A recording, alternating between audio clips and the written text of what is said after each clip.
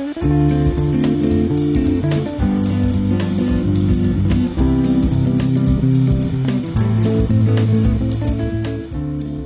glyphosate, les vaccins, les OGM. Des technologies qui suscitent des inquiétudes au point d'en saturer, pourrait-on dire, le débat public. Quelles sont ces inquiétudes? D'où viennent-elles? Sont-elles justifiées? Nous abordons de telles questions avec mon invité dans cet épisode, Thibaut Corneloup, avant de nous tourner vers d'autres questions liées à l'environnement, l'écologie et la santé. Donc bonjour à tous, je reçois aujourd'hui Thibaut Corneloup, qui est ingénieur agronome. Thibaut, vous êtes ingénieur diplômé d'AgroParisTech et titulaire d'un master en biologie des systèmes. Voilà. Vous tenez un blog qui s'appelle Écologie raisonnée, où vous essayez de parler d'agriculture, d'élevage, d'écologie, de médecine, entre autres, en vous basant sur des faits plutôt que sur des rumeurs ou sur des paniques éventuellement. Et des paniques justement sur les effets de certaines technologies sur la santé. C'est pas ce qui manque ces temps-ci, entre les vaccins, les OGM, le glyphosate. Donc on peut peut-être commencer par discuter de quelques-uns de ces sujets d'actualité brûlants.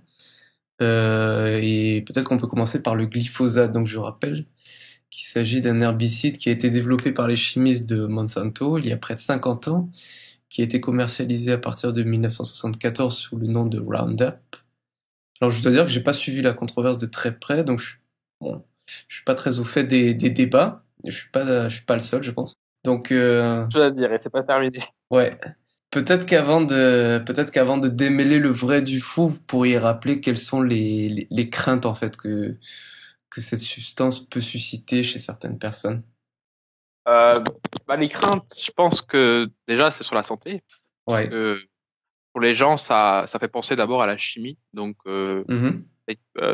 beaucoup de gens n'ont pas forcément toutes les connaissances pour comprendre cela, donc ils vont s'imaginer que ça va se retrouver dans le sol, puis ensuite dans l'eau par exemple, dans l'eau Mhm. potable, ou même dans les aliments. Puis on a des résidus qui sont quantifiés, on a énormément d'alertes comme ça dans les médias qui vont dire les tampons du glyphosate, les crèmes glacées, etc. Donc il y a toute une campagne qui est faite là-dessus. Mhm. Et donc voilà, donc c'est principalement santé parce que les gens vont penser à ça d'abord.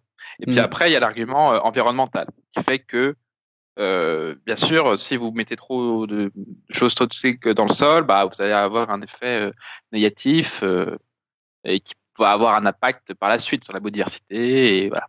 Donc D'accord. c'est surtout cet argument-là qui touche les gens quoi. Voilà. Mhm. D'accord. Et alors du coup, est-ce que ces craintes sont justifiées?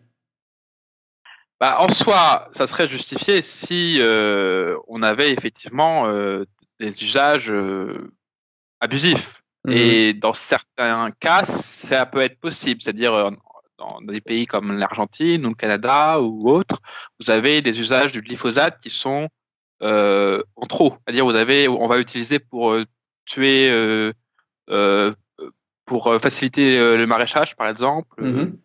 En Chine, il y en a qui utilisent aussi du glyphosate pour la production de microalgues. Voilà, donc il peut y avoir des abus parce que ça va servir à atomiser tout ce qu'il y a comme mauvaises herbes. Et alors qu'en France, on va le prioriser surtout sur des usages avant culture, quoi. Donc par exemple, on a en agriculture de conservation, on va faire un faux semis et ça permet de détruire la culture précédente ou un couvert précédent de façon à ressemer par-dessus. Donc on favorise le non-labour en fait et donc ça peut être bien fait. Enfin, ça a un impact positif sur le sol. Mais du coup, c'est plutôt justifié c'est dans le cas d'abus, quoi. Mais en fait, les agences, on a des avis scientifiques sur la question. Donc, Mhm. a priori, au niveau environnemental, il y a des effets sur l'eau, sur la faune aquatique. Et ça, c'était connu depuis longtemps, donc ça a été spécifié par les agences. Donc c'est pour ça qu'on a un logo, attention, toxique pour la faune aquatique. Voilà, donc les gens le savent normalement. Il y a des précautions à prendre, une distance à respecter. On peut pas faire n'importe quoi, etc. Donc ça, c'est une première chose. Et puis ensuite, sur l'aspect exposition, Mhm. bah c'est pas non plus utilisé à des doses énormes. C'est voilà, par rapport à 2 terrains de rugby, voilà, c'est une bouteille, quoi. Mhm. Et puis ensuite, après, c'est pas utilisé forcément toutes les années non plus, voilà, et ça va être peut-être 1 ou 2 fois dans l'année, et voilà. Mais à ces usages-là, les agences ont estimé que c'était pas toxique et cancérigène. C'est ça la question. Après, D'accord. ça peut être irritant. Forcément, si on met pas de protection, ça peut être irritant, ça peut être dangereux pour les yeux, etc. Mais c'est la question sur le cancérigène, donc qui ferait peur, voilà, qui fait Mhm. peur. Il y a qu'une agence qui est le CIRC qui a estimé que c'était probablement cancérigène, pas avéré, mais probablement. D'accord. Le CIRC, c'est quelle agence? C'est l'agence qui est rattachée à l'OMS, D'accord. qui est basée à Lyon. Et bon, c'est une agence qui est assez experte sur le sujet du cancer. Elle est Mhm. uniquement spécialisée là-dessus. Et son rôle est plutôt d'alerter, en fait. C'est plutôt d'évaluer chaque substance qui existe dans le monde et Mhm. d'évaluer si c'est cancérogène, en fait. Donc c'est un D'accord. classement qui est pas vraiment, franchement, c'est pas un classement qui va juger, qui va hiérarchiser en fait les substances. C'est-à-dire, elle va Mhm. classer dans la même catégorie que le glyphosate, la viande rouge, par exemple, Ah ou ouais. des, des huiles essentielles, voilà, du travail de nuit aussi, qui peut être cancérigène. Donc, du coup, c'est pas hiérarchisé. Elle est là. Le diesel, par exemple, est avéré. Voilà. Donc, le Mhm. diesel ou d'autres substances qui étaient amiantes, etc. Donc, ça, c'est avéré. Mais après, c'est des catégories statistiques, c'est-à-dire peut-être, probable. Ouais. Donc, ça se base sur ce qu'on sélectionne comme études. Si c'est des études sur les cellules, si c'est des études sur les animaux, si c'est Mhm. des études sur les humains. Donc voilà. Donc ils classent et ils voient s'il y a un danger. Ouais. C'est cancérigène, peut-être, parce que c'est limité sur les humains et qu'on l'a vu sur les animaux. Voilà. D'accord. Donc c'est pas pareil que les agences qui, elles, vont évaluer le risque total. Mhm. Donc ça veut dire qu'elles vont estimer que c'est pas dans les conditions d'usage, avec les doses d'usage réelles, ça ne l'est pas cancérigène. D'accord. Donc on a à peu près 11 agences dans le monde, il n'y a pas que l'Europe, il y a Ouais. l'agence américaine, le Canada, Japon, Corée, Nouvelle-Zélande. Donc il y a aussi le groupe pesticides de l'OMS, donc Mhm. qu'il a estimé pour l'alimentation. Ils ont pas évalué pour les agriculteurs, mais ils l'ont évalué pour l'alimentation, qu'il n'y avait pas de risque cancérigène. Donc du coup, il y a 11 agences qui sont en contradiction, en tout cas, avec cet avis qui semble bon peut-être critiquable, mais voilà, ils l'ont critiqué en tout cas, puisqu'ils ont dit que c'était pas le cas. D'accord, mais c'est justement ouais, ce que j'allais demander parce que ouais, Oui. j'allais demander par rapport à une agence qui, disons, émet quelques réserves, je sais pas comment dire, enfin qui dit que c'est peut-être cancérigène. Ouais, j'allais demander combien il y en avait qui avaient conclu pour l'instant, en tout cas, que c'était bon, pas dangereux d'après Ah, elle. Ouais. avant son avis, parce que bon, on peut partir du principe que avant le CRC, c'est peut-être plus critiquable parce qu'ils n'avaient pas pris en compte les dernières données. Donc voilà, donc Mhm. avant le CRC, on avait des agences qui avaient dit que c'était pas le cas. Ah Et d'accord. après le CRC, on a 3 ou 4 aussi. Donc on a Canada qui a dit après, l'EFSA, les chats aussi, donc l'agence chimique qui évalue pas les risques sanitaires, mais qui évalue plutôt l'aspect aussi danger, hein, pas Mhm. forcément que le risque, l'aspect danger, donc qui met les logos en fait, les logos dangereux là Mhm. elle a dit pareil. Donc, du coup, on a eu la Nouvelle-Zélande aussi et l'Australie aussi. Donc, du coup, c'est pas. Ils l'ont critiqué post-avis. Donc, a priori, les usages ne permettent pas de dire que ce serait probablement cancérigène. Donc, après, il y a une polémique sur le choix des études du Mhm. CRC et réciproquement le choix des études de l'EFSA, parce qu'on va s'attaquer qu'à l'EFSA, on va citer que l'Europe, du coup.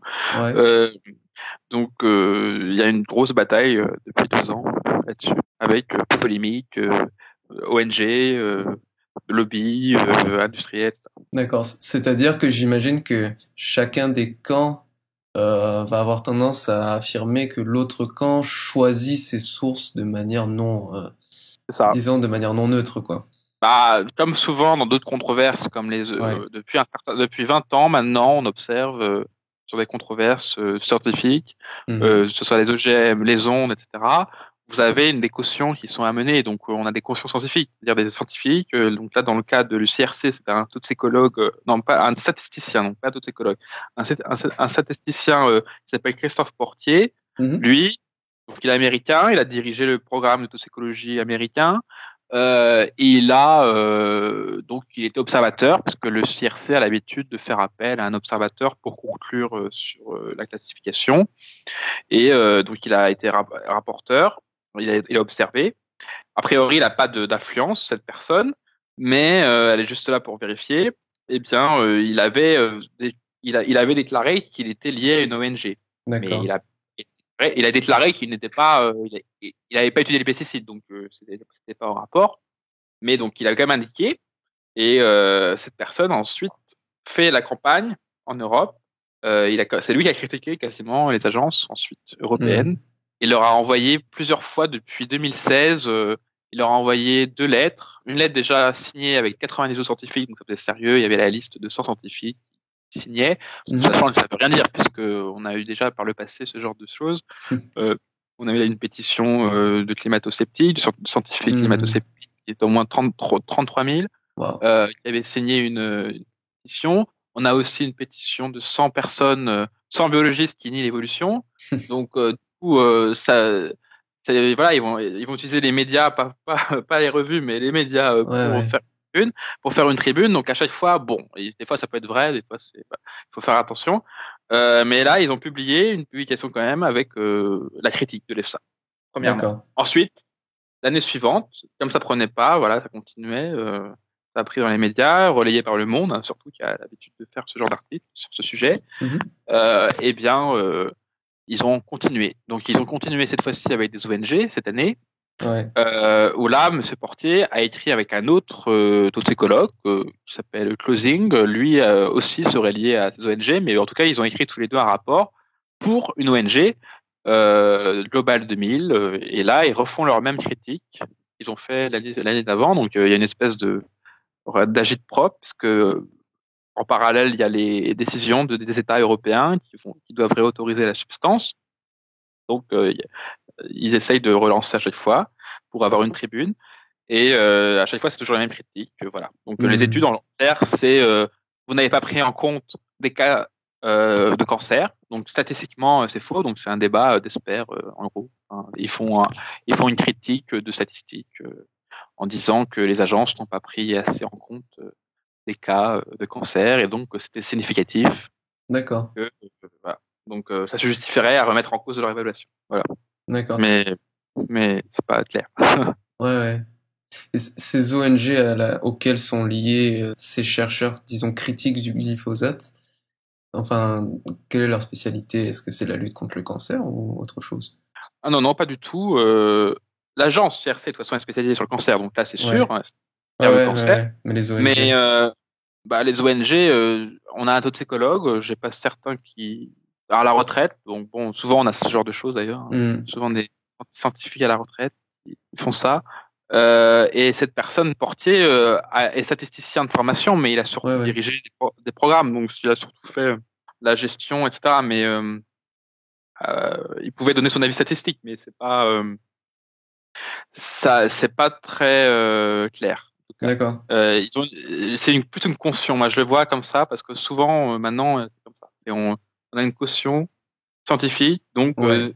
ouais, on va écouter la personne qui critique parce que c'est toujours il y a un biais cognitif qui fait qu'on va la Hmm. personne qui est contre tout le monde, elle a peut-être raison. Voilà. Donc c'est ça.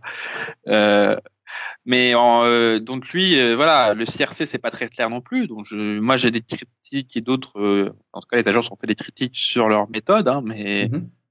par exemple ils ont la partie épidémiologique est critiquable. Ils ont pas forcément regardé toutes les données.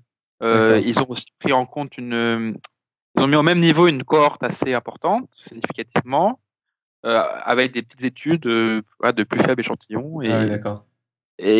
dont une qui avait été remise en cause ensuite par son auteur. Donc du coup, voilà, il y a des choses étranges.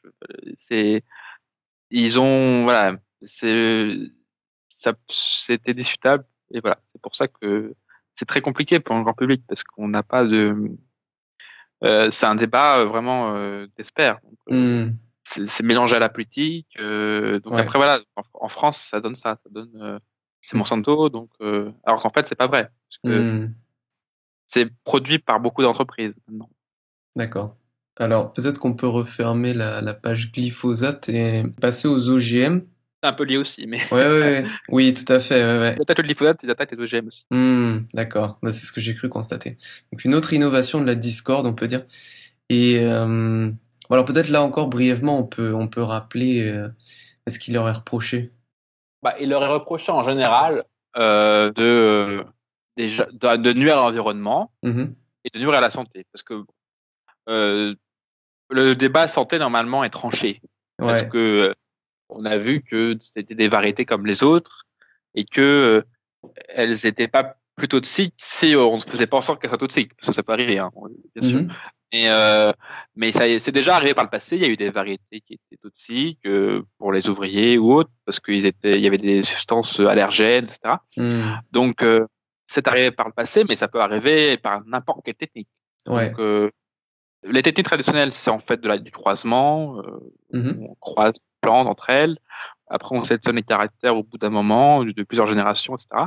Les OGM, c'est la transgénèse, en fait. Donc, ça veut dire qu'on insère un gène d'une autre espèce dans une plante.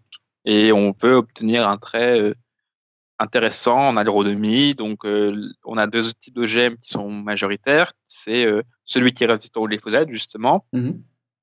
et l'autre qui lui est plus particulier. Lui, il produit son propre pesticide, mais c'est pas le seul évidemment dans la plante, mais ça c'est un pesticide qu'on rajoute en plus, qui est une toxine produit par un micro-organisme, le BT, donc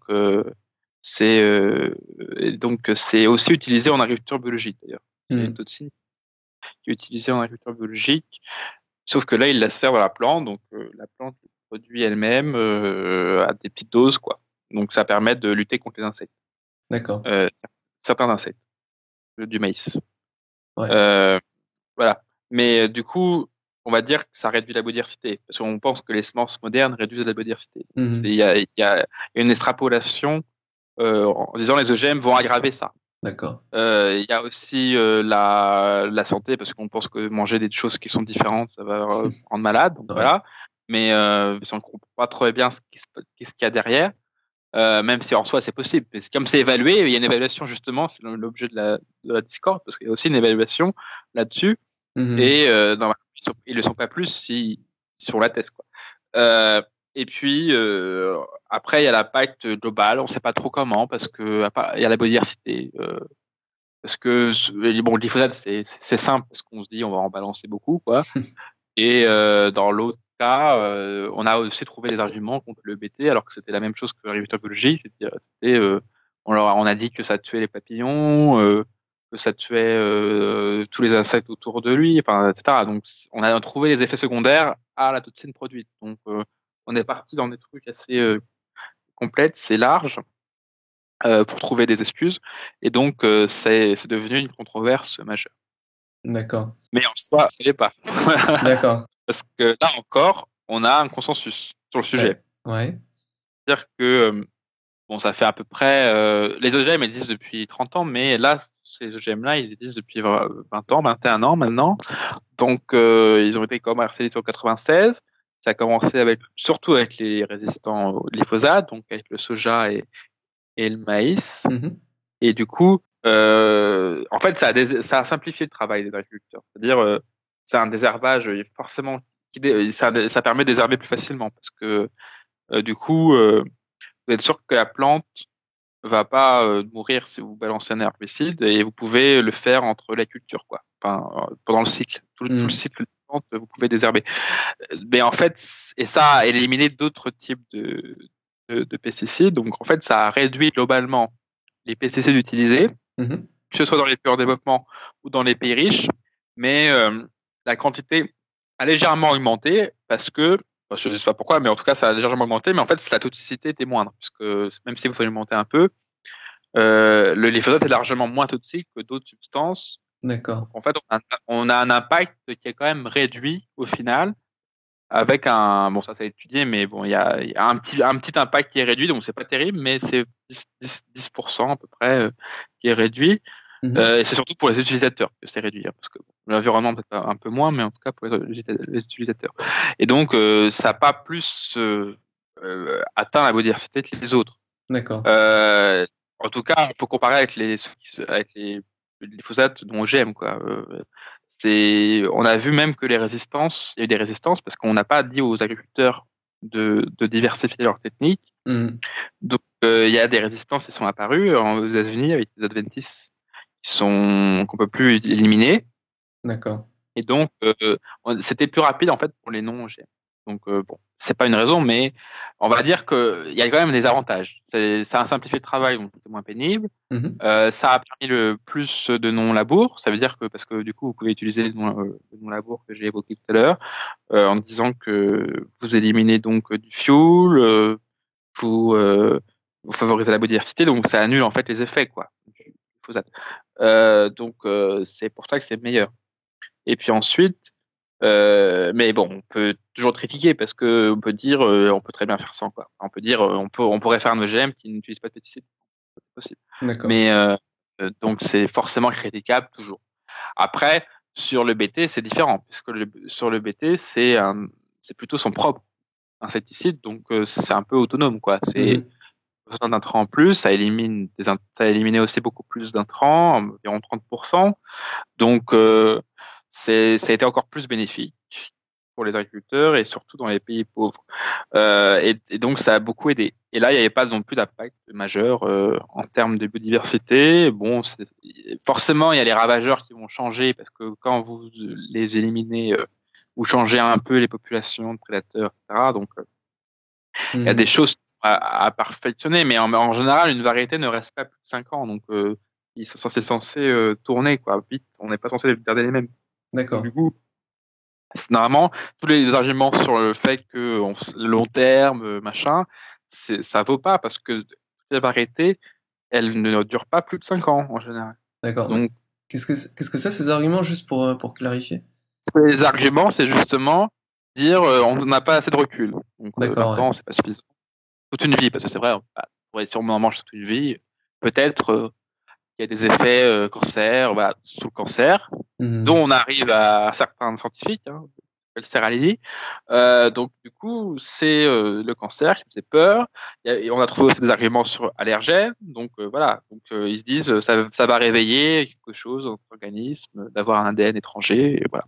Donc c'est pas vrai de façon pratique, puisque on tourne souvent les variétés, donc ça n'a aucun sens de les étudier longtemps, quoi. Il faudrait, si on la teste, que c'est pas toxique, 5 ans, voilà, c'est fini.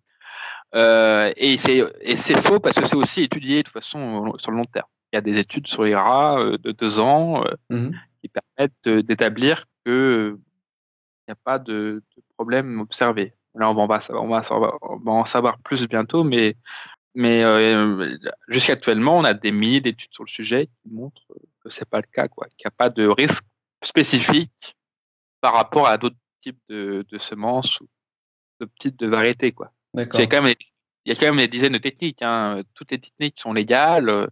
On peut faire la même chose, hein. Même les mêmes, peut-être certains, les mêmes traits, quoi. Donc, ça n'a pas de sens de juger sur la technique, en fait. D'accord.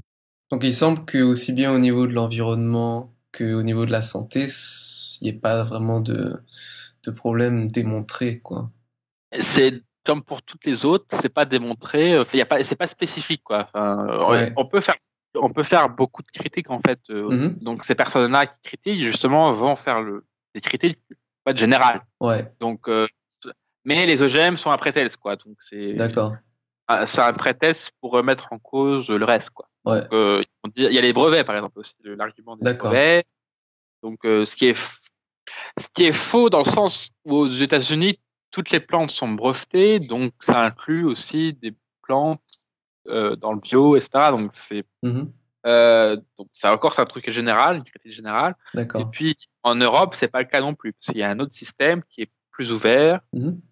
une licence végétale, et du coup, euh, il y a on peut breveter les gènes, mais on peut pas breveter les plantes.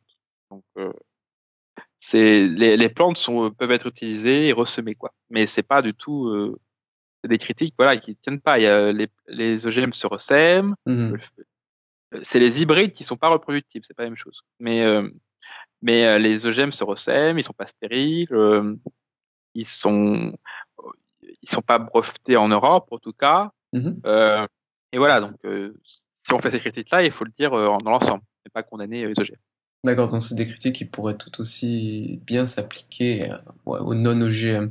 Bah oui. Et surtout que ça une critique après économique, politique, voilà, bon, c'est un autre débat. Mhm. Ok. Bah écoutez, on peut sortir des paniques sanitaires et en venir à un sujet qui monte un peu plus lentement, mais qui monte quand même dans le débat public, c'est le végétarisme. Oui. Euh, alors, bon, je parle un peu de moi, donc personnellement, j'ai arrêté presque intégralement de manger de la viande il y a à peu près un an. Hein, il y a quand même quelques rares exceptions.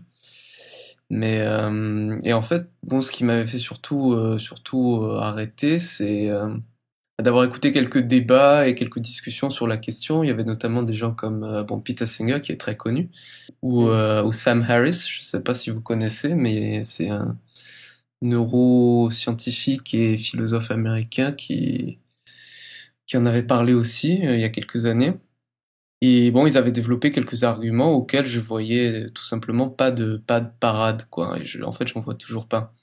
Alors, vous avez écrit un grand article de synthèse sur la question. Oui. Euh, on peut explorer quelques points, en fait. Donc, alors, on va commencer par ce qui est relativement facile, je pense, qui est la question de la souffrance des animaux d'élevage. Donc ça, c'est vraiment l'argument central dans une éthique utilitariste. Oui. Alors, bon, on peut peut-être donner quelques exemples de cette souffrance des animaux d'élevage. Bah, il y a la souffrance en termes de certains modes, par exemple, pour éviter les conflits, quoi. Donc, Mhm. on va couper la queue, par exemple, ou, ou le bec Ouais. des poules, là. Ça, c'est pas partout, mais c'est dans certains élevages industriels, par Mhm. exemple. Donc, ça, c'est de la maltraitance, on va dire. Enfin, Mhm. voilà. Donc en fait, il y a tous les débats sur l'espace, c'est-à-dire ils sont pas ils sont trop serrés, ils ont pas assez de place. Donc, bon, il y a des normes, les normes européennes sont assez élevées, mais elles sont peut-être pas assez élevées encore. D'accord. Et donc voilà, donc c'est tout ce qui est conflictuel. Ils peuvent pas avoir leur bien-être. Tu vois. Ils ont besoin, par exemple, les poules ont besoin de remuer le sol, de prendre des bains de poussière, voilà. Mhm. Les vaches vont pas supporter une certaine distance par rapport à une autre vache. Donc, du coup, sinon, elles sont conflictuelles, voilà. Et Mhm. puis, il y a des cas de cannibalisme aussi, pour les poules.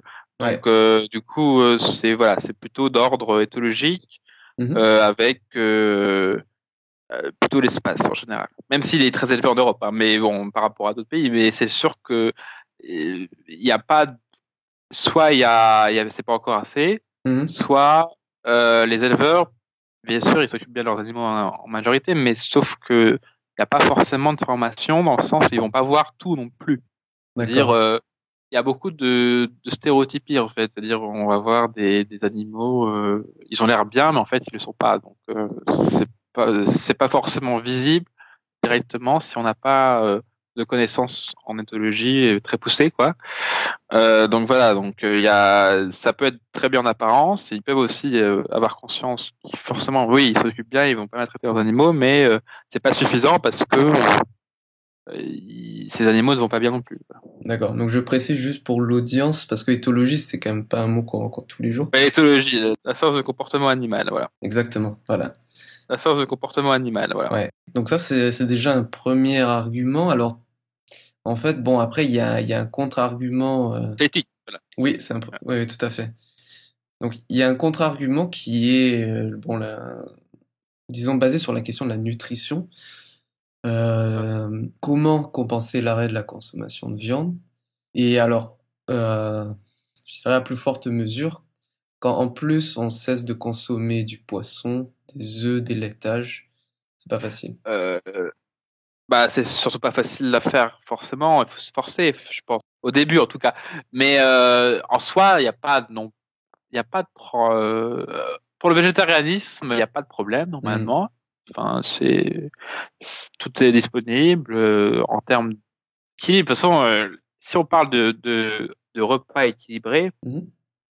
c'est pas le cas pour beaucoup de gens, quoi. Donc bon, c'est pas non plus un argument parce que beaucoup de gens sont pas, même s'ils mangent de tout, ils vont pas forcément être équilibrés. D'accord. Et puis pour le végétarianisme, il y a des protéines végétales, voilà. Donc Hmm. ça remplace les protéines animales. Le seul inconvénient, c'est que ce que je pense, c'est qu'il faut connaître la nutrition. Donc il faut, D'accord. voilà, mais c'est souvent des gens qui ont une conscience un peu plus élevée en termes de nutrition, donc ils vont faire attention. Mhm. Mais voilà, si on veut que ça soit plus généralisé, il faudrait quand même que les gens connaissent, parce que on peut très bien tomber vite en carence si on n'a pas de connaissances. Hmm. Et surtout pour le véganisme. Hein. Le végétarisme, ça va encore. Mais le D'accord. véganisme, parce que on trouve les protéines B12 par exemple qui sont dans les laits ou eux, donc il n'y a pas trop de problème. D'accord. Mais pour les véganes, par exemple, il y a juste la B12. Parce que là, c'est franchement indispensable. C'est la seule. Tout le Mhm. reste peut être trouvé dans le végétal. Euh, voilà, si on y pense. Parce qu'il faut faire Ouais. attention après avec les enfants ou les femmes enceintes. Mais bon, il y D'accord. a des exceptions. Il y a des associations, des pédiatres canadiens, américains qui ont bien fait des littératures dessus. Ils ont montré que voilà, il fallait faire attention pour les personnes plus faibles. On va dire. Mais Hmm. c'est un suivi médical quoi qui est indispensable. Mais voilà, c'est une question d'attention. Il n'y a pas en théorie, il n'y a pas de problème particulier. D'accord. Enfin, à part la vitamine B12, si j'ai bien compris, mais on Ouais, peut. il y a que B12. En fait, c'est une Ouais. vitamine qui est indispensable au cerveau. Ah ouais. En fait, mais ça revient même parce qu'il y a l'argument aussi en dire bah ça veut dire que voilà vous devez prendre des compléments alimentaires donc Mhm. voilà c'est pas vrai. Mais en fait c'est que cette vitamine de toute façon elle est donnée aussi aux animaux d'élevage Ouais. donc parce qu'elle elle est produite dans leur rumen en fait donc que on la prend par ça revient au même parce qu'on peut la produire par des micro-organismes de la même façon c'est voilà, par biotechnologie donc on fait quand même on le rajoute quand même tu vois donc il y a des compléments aussi chez pour les animaux donc c'est pareil et en soi il y a d'autres on peut prendre des compléments pour d'autres raisons donc il y a pas de Hmm. c'est pas un argument quoi. Non, non, bien sûr. Ok. Euh, alors, il y a aussi la question de la pollution, donc l'élevage animal, en particulier l'élevage des bovins, est souvent présenté comme une source majeure de pollution, notamment d'émissions de gaz à effet de serre. Alors là, j'ai vu dans votre texte, d'ailleurs, j'étais un peu surpris, mais c'était intéressant. Vous mettez quand même enfin, vous mettez en avant quelques bémols, en fait, sur ce point. C'est un peu controversé oui. Ouais, Parce que je pense que c'est pas encore bien compris donc c'est plus de l'ordre de la controverse scientifique là. d'accord. Parce que, c'est la FAO qui avait dit ça, mais elle avait fait une revue, mais depuis, il y a eu d'autres études, donc du coup, c'est un peu compliqué. Ils pensent que la méthodologie déjà utilisée pour de la FAO n'était pas adaptée. Hmm. Donc, on avait en gros calculé les émissions d'élevage comme si c'était des transports, quoi. Donc, alors qu'en fait, on est dans du vivant. Donc, dans le vivant, il y a un cycle Mhm. il faut prendre en compte. Et là, ça avait apparemment pas été pris en compte dans toutes les études. Donc, les dernières études ont essayé de calculer ça et ils ont montré que il y avait des compensations en termes d'élevage herbagé, forcément pas les élevages forcément hors sol, mais les élevages herbagés. Il y a les prairies, par exemple, les prairies, elles ont un énorme rôle écologique, elles absorbent le carbone, etc. Et au fait, si on fertilise aussi moins les prairies, si on met pas d'engrais, Mhm.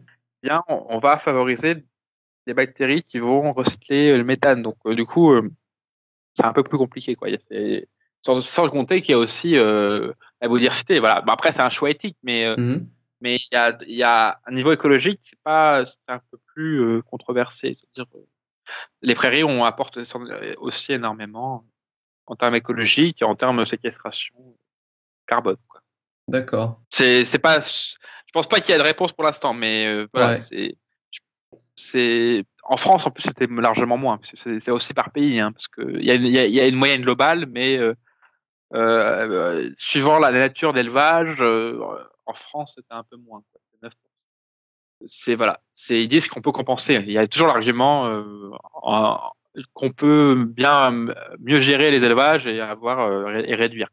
D'accord. Ouais, ça c'est intéressant quand même parce que Enfin, c'est souvent quand même un argument qu'on entend et qui paraît vraiment très convaincant que la consommation de bœuf, c'est vraiment, Bah, c'est surtout la biodiversité, en fait. Mais d'accord. d'ailleurs, sur la consommation de bœuf, ça a été remis en cause quand même par l'INRA, c'est que Ouais. finalement, en fait, il y a un recyclage quand même dans les matières. C'est-à-dire, déjà, les terres qui sont utilisées, c'est des terres pauvres pour la plupart. Mhm. Donc, c'est pas forcément reproductible. On veut pas forcément planter des choses humaines dessus. Bon, on peut les Ouais. laisser en, ouais, c'est sûr, mais bon.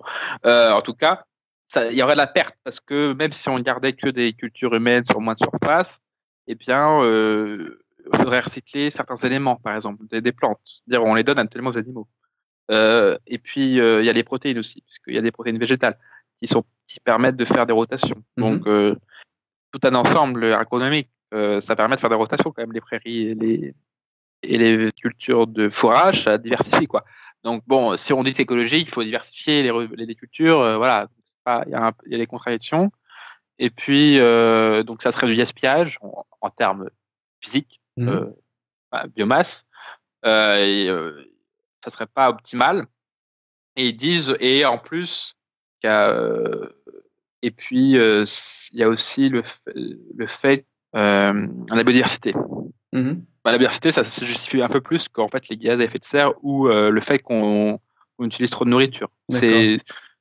C'est plus la biodiversité. Parce que sur la nourriture, sur le bœuf, ça a été remis en cause. Ils ont montré justement avec cette partie consommable qui est recyclée, Mhm. on avait en fait 3 kilos. C'était pareil que les autres. C'était 3 kilos de nourriture pour 1 kilo de chair produite. Mhm. Donc ça équivalait au porc ou à la volaille. Donc c'est pas plus polluant D'accord. en termes pur et de gaz. Et donc voilà.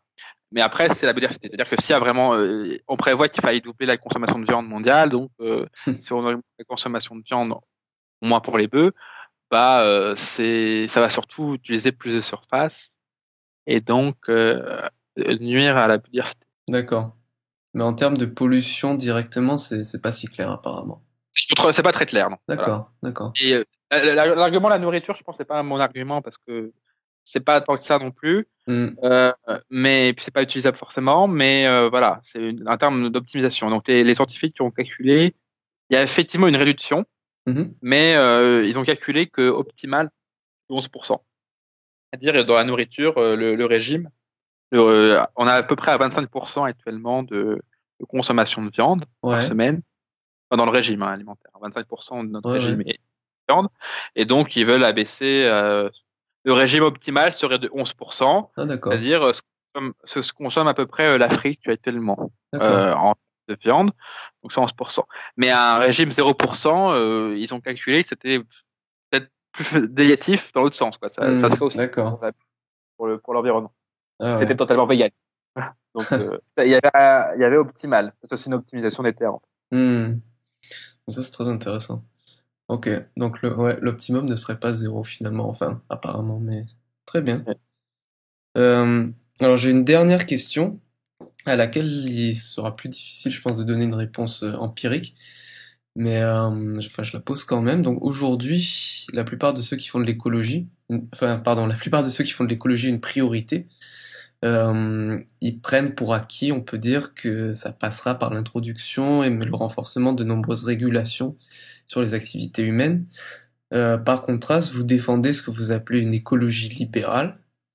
Oui. Donc la question c'est comment est-ce que cela fonctionnerait? Attends. Et avant de vous laisser répondre, ah oui, je rappelle à toutes fins utiles qu'on a une interview précédente sur le podcast disponible sur le libéralisme qui rappelle bien que c'est pas juste une théorie économique, mais bien une théorie politique donc qui met la liberté d'action des individus au centre de ses principes fondamentaux. Donc voilà, donc je vous laisse répondre. Oui, donc déjà oui, c'est en prenant en compte la liberté de l'individu, donc tout ce qui est mode de vie, par exemple, bah je pense que voilà, c'est pas une question de tout le monde doit être végétarien, voilà, parce qu'il y a certaines personnes qui disent ça, qu'il Mhm, faut convertir la planète au végétarianisme, au véganisme, etc. Donc déjà en termes de mode de vie, voilà. Après on peut avoir une réflexion sur l'animal, sur l'individu animal, mhm, justement, sur le travail, etc. Donc il y a beaucoup de choses intéressantes. Mais je pense pas qu'actuellement on puisse dire qu'il faille imposer tel mode de vie ou pas. Ensuite, sur le reste, la vision économique, dirais, c'est franchement, justement, pas de fiscalité qui soit uniquement punitive. C'est-à-dire, Mhm.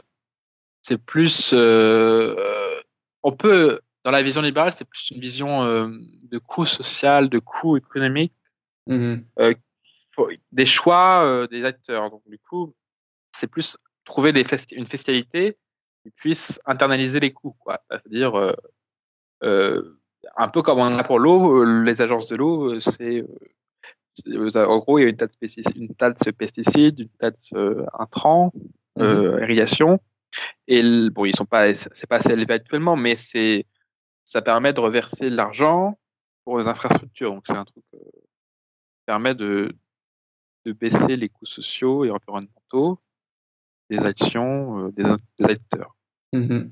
Ça, c'est une vision un peu plus efficace parce qu'en même temps, vous n'avez pas vous adapter aussi quand même au local, quoi. Parce que le problème, c'est que certains voient l'écologie comme une nouvelle forme de planification, en fait. C'est-à-dire, Mhm. on planifiait la transition énergétique. Voilà, donc ça, pareil, je pense pas qu'on puisse prédire à 35 ans comment sera la mix énergétique, parce que le mix énergétique a toujours été diversifié, donc il y aura forcément plusieurs énergies. Mhm. Mais après, voilà, c'est justement la diversité et les acteurs qui vont faire. Et là, pareil, on peut favoriser par moins de subventions et plus faire en sorte que le cadre soit fasse choisir des technologies plus propres, quoi. Mais c'est pas, je pense pas qu'on puisse se dire quelle technologie va être meilleure ou pas à D'accord. 35 euh, 35 ans. Mais c'est sûr qu'actuellement, quand on voit les subventions de l'énergie fossile ou à d'autres choses, on pense qu'il y a beaucoup de choses qui sont maintenues artificiellement, quoi. Enfin, dans le secteur des biocarburants, par exemple, on n'a pas ils peuvent pas vraiment avancer à cause de ça. C'est-à-dire, À cause des subventions sur les carburants des pétrole. subventions sur le fossile parce que Ouais. ça maintient un prix très bas en termes de pétrole D'accord. et leur technologie nécessite justement de deviennent rentables à partir d'un certain seuil. Donc, Mhm. c'est ça le problème. Ça ne favorise pas, ça bloque tout, quoi. Ça bloque le marché, quoi. Et ça permettrait une transition plus soft. Et après, je pense que je suis dans le cadre, sans être dogmatique, c'est que il y a tout ce qui est toxique, forcément, peut être encadré, puisque Mhm. c'est le principe de pas non plus nuire aux autres. Donc, il y a la nuisance. Donc, je pense que la réglementation ne pose pas de problème si elle s'applique à tous. Et donc, la concurrence soit préservée. Parce que on a tendance plutôt à faire des réglementations avec beaucoup de dérogations. Donc là, ça devient Mhm. le gin à gaz aussi après. Ouais. D'accord, donc à une personne qui pourrait vous dire que sans régulation, enfin, les gens vont continuer à polluer comme ils ont toujours fait, entre guillemets, c'est ce qu'on entend souvent. Penser que c'est trop simpliste comme vue des choses. Je pense que déjà c'est une caricature dans le sens où il y a des régulations, mais il y a un cadre. Mais voilà, il est plus incitatif que punitif. Mhm. Et normalement, ce genre de choses, déjà il y a des sanctions pollueur-payeur, c'est le principe. Mhm. Euh, Normalement, justement, comme on finance en retour d'autres aménagements, à la longue, je pense que ça décourage aussi les personnes à le faire. Donc, après, et puis il y a aussi ça, c'est le mécanisme de compensation qui doit être mis en place. C'est intéressant. D'accord. Euh, mais je pense pas déjà que les gens, il y a une réglementation actuellement, il y a des contrôles, etc. Et c'est pas, je pense pas que les gens vont faire n'importe quoi non plus, quoi. C'est c'est des pays où il y a vraiment pas de réglementation, pas de contrôle, rien du tout, quoi. D'accord. Pas comparable. D'accord. Eh ben, écoutez, c'était ma dernière question. Je sais pas si avant de terminer, vous souhaiteriez rajouter quelque chose. Non, c'est bon, c'est pas juste D'accord. On a fait le tour pour l'instant. Ouais, pour l'instant, on a fait le tour. Ça marche. Ben écoutez, merci encore. Merci, pas de problème. Bonne chance pour la suite. Donc je rappelle, le blog c'est écologie raisonnée. Voilà. Eh ben merci et bonne soirée. Merci, bonne soirée, À la prochaine. à la prochaine.